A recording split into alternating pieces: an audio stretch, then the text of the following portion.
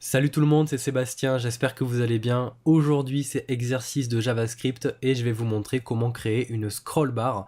Donc en fait une barre de progression qui va être fixée tout en haut de la page et qui va se remplir au fur et à mesure qu'on scrolle sur la page. Voilà, c'est quelque chose que vous avez peut-être déjà vu sur certains sites et je vais vous montrer comment faire. Donc ça veut dire que si je suis positionné tout en haut, la barre normalement doit être vide et si je scrolle à peu près au milieu de mon document, la barre de progression doit être remplie à peu près à 50%. Et si je vais tout en bas, elle doit être complètement remplie. Donc ça veut dire qu'on a besoin de calculer le pourcentage scrollé sur la page. Alors on a besoin pour ça de plusieurs informations. La première, c'est la hauteur totale du document, la hauteur totale du body. Alors au niveau de mon CSS, j'ai mis une hauteur de 5000 pixels sur le body pour pouvoir scroller. Donc on va récupérer la hauteur du body. Donc au niveau du JavaScript, on va créer une constante body qui va être égale à un document.querySelector et on vient chercher le body. Donc là, dans ma console, si je fais body, je récupère bien le body. Et on voit tout en bas à gauche que mon body fait 805 par 5000 pixels. Alors pour récupérer la hauteur d'un élément en JavaScript, on peut utiliser la propriété clientHeight. Donc là, si je fais un body.clientHeight, je récupère 5000. Maintenant, on va récupérer la quantité de scroll parcouru.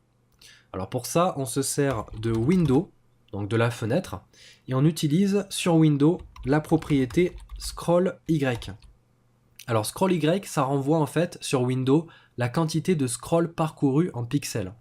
Donc là, si je fais entrée, ça me renvoie 0 parce que je suis tout en haut de ma page.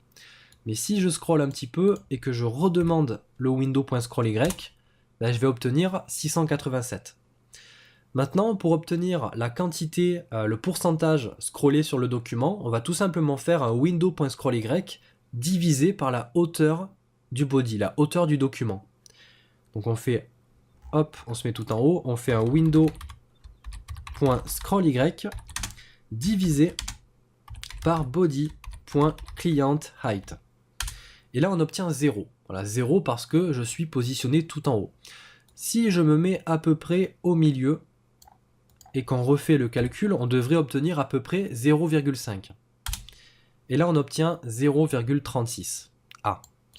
On va se mettre tout en bas, normalement on devrait obtenir 1 du coup. Alors on refait le calcul et on obtient 0,8. Là, le problème, c'est qu'on n'arrive pas à avoir 0,5 quand on se positionne au centre, à peu près au centre du document, et on n'arrive pas à avoir 1 quand on est tout en bas. Alors ça, c'est parce qu'il faut enlever le window.innerHeight. Alors innerHeight, en fait, c'est la hauteur de mon viewport. Voilà, c'est la zone que vous voyez ici, en fait.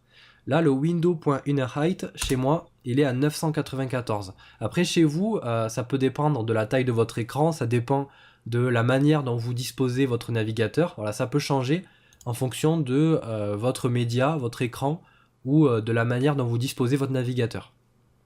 Donc en fait, il faut faire un window.scrolly divisé par body.clientHeight moins window.innerHeight. Donc le window.innerHeight, ça représente en fait la scroll bar. Là, la scroll bar, ça représente le viewport. Donc il faut enlever toute la hauteur du viewport. Donc on fait un window.scrolly divisé, et là on va mettre une paire de parenthèses pour isoler la soustraction, et on fait un body.clientHeight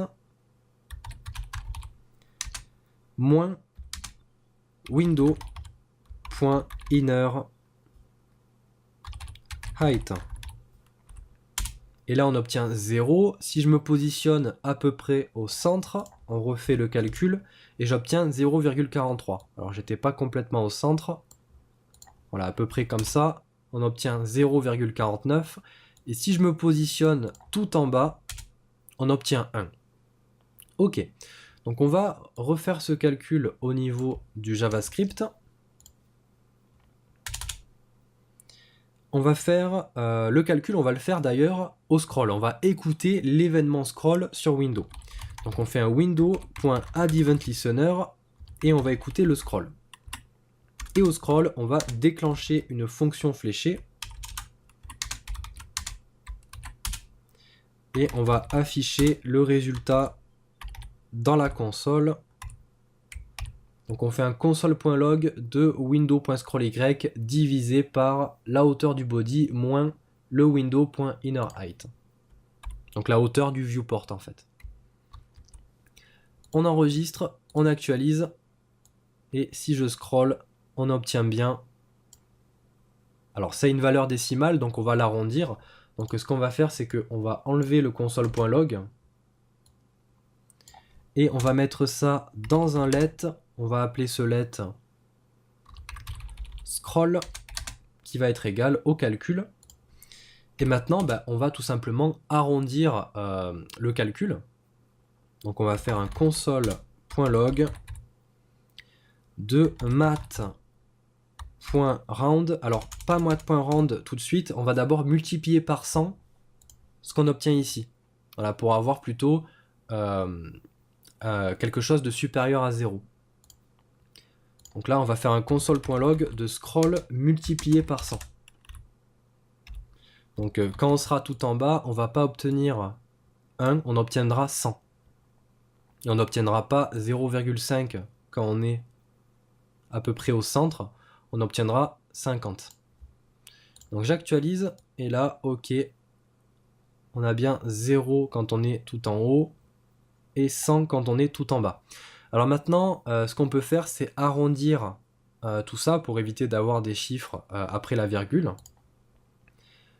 Donc on va faire dans la console toujours un mat.round. Donc là j'utilise la méthode round sur l'objet mat qui permet d'arrondir. Et on va arrondir scroll multiplié par 100. Et voilà ce qu'on obtient. Donc là on arrive à récupérer le pourcentage scrollé sur le document. Maintenant, c'est plutôt simple, on va créer au niveau du HTML une div. On va lui donner la classe scroll.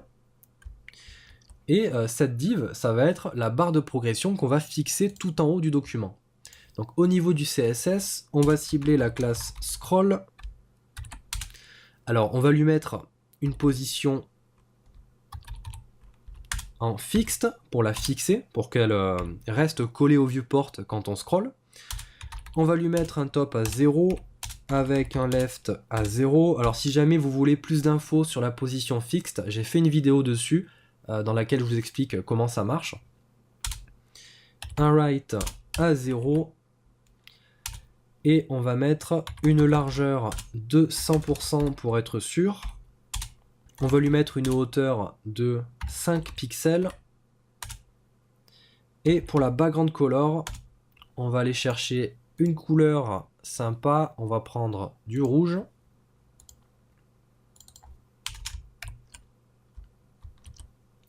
Donc là, normalement, si j'actualise, voilà ce qu'on obtient. Donc là, je lui ai mis une largeur de 100%. Alors nous, ce qu'on veut, c'est ne pas la voir quand on est tout en haut. Donc on va lui enlever le width à 100%. On va mettre 0. Et on va enlever le right à 0. On va laisser le left à 0. Donc au niveau du panneau Elements, si je regarde ma div class scroll, nous, ce qu'on veut obtenir, en fait, c'est ça. Donc nous, ce qu'on veut, c'est mettre des pourcentages sur la largeur de la div. Donc si on est au niveau du JavaScript sur du 50, donc qu'on a scrollé 50% de la page, sur la div class scroll, on va lui mettre une largeur de 50%. Donc en fait, on va changer le CSS de la div class scroll. Et on va se servir de ce qu'on obtient ici. Donc on va créer un nouveau let qu'on va appeler scroll% qui va être égal à ce qu'on a fait dans la console ici. Donc un mat.round de scroll multiplié par 100. Et on va venir chercher, hop, juste en haut, la div qui a la classe scroll, donc la scroll bar. Donc on fait un document.querySelector. On vient chercher la classe scroll. Comme d'hab, on vérifie qu'on la récupère bien au niveau de la console. OK. Et on va, lorsqu'on scroll sur Windows, récupérer. Alors là, c'est peut-être pas bon ce que je fais parce que j'ai nommé la constante scroll et le let scroll. Donc la constante, on va l'appeler scroll bar. On va cibler scroll bar et on va dire que au niveau de style .width pour cibler la largeur, on va dire que sa largeur c'est scroll percent et nous ce qu'on veut c'est des pourcentages, donc on va concaténer avec 1%. Donc normalement ça devrait fonctionner et on a bien notre scroll bar qui fonctionne. Donc si on regarde au niveau de element, on voit au niveau du style qu'on a une largeur ici de 0%. Et en fait, le chiffre qu'on met ici, c'est ça, c'est scroll percent. Et on rajoute tout simplement le pourcentage. Alors ça fonctionne bien, par contre ce qu'on peut faire pour améliorer un petit peu les choses, c'est mettre une transition. On va mettre une transition sur la largeur du coup. Et on va mettre 0.25 secondes en easy out.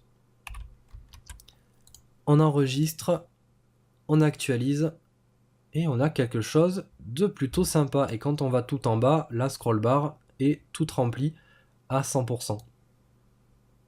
Et du coup, je me rends compte qu'au niveau du CSS, on n'a pas besoin de préciser une largeur à 0 parce qu'on fait tout le travail avec le JavaScript. Ok, donc voilà pour ce petit tuto, j'espère que ça vous a plu. Comme d'habitude, n'hésitez pas à liker la vidéo, je vois que certains d'entre vous likent les vidéos, ça me fait vraiment très plaisir parce que pour le lancement de la chaîne, c'est hyper important. Comme d'habitude, n'hésitez pas à vous abonner si ce n'est pas déjà fait. N'hésitez pas à commenter, à poser vos questions en commentaire si vous en avez, à faire vos propositions de vidéos. J'y répondrai et je lirai vos commentaires, il n'y a pas de souci. Moi je vous dis à la prochaine pour la prochaine vidéo. Salut tout le monde.